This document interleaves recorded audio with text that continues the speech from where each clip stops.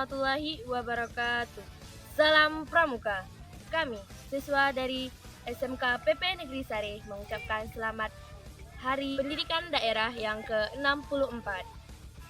Hardikda melakukan peluncuran program yaitu penanaman sejuta pohon. Dengan adanya penanaman tersebut, kita sebagai generasi muda harus bisa manfaatkan penanaman sejuta pohon ini untuk gaya hidup berkelanjutan.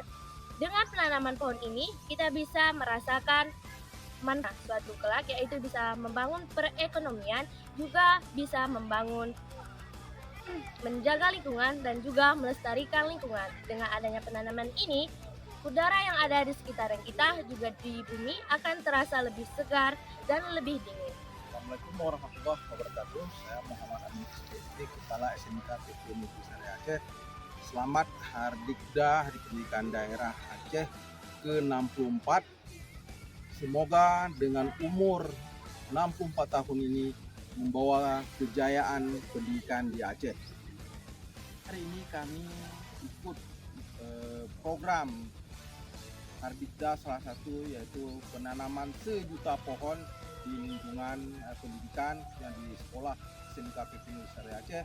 Kami telah melaksanakan yang diikuti oleh para dewan guru dan staf dan seluruh siswa.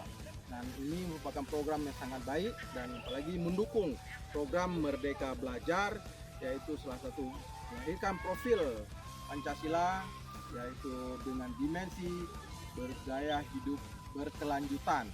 Jadi pada hari ini kita menanam tanaman, tentunya tahun-tahun ke depan dan jauh nantinya akan bermanfaat, baik secara ekonomi, kemudian lingkungan hidup. Yang bumi kita sudah panas sekarang, dengan kita nanam tanaman, maka akan menghijaukan bumi kita akan dingin, dan juga makhluk hidup bisa memanfaatkan manusia lewat untuk fotosintesisnya dari tanaman, kemudian ada O2 udara, kemudian oleh makhluk hidup yang lainnya. Dengan adanya daun berguguran, maka akan hidup mikroorganisme di dalam tanah.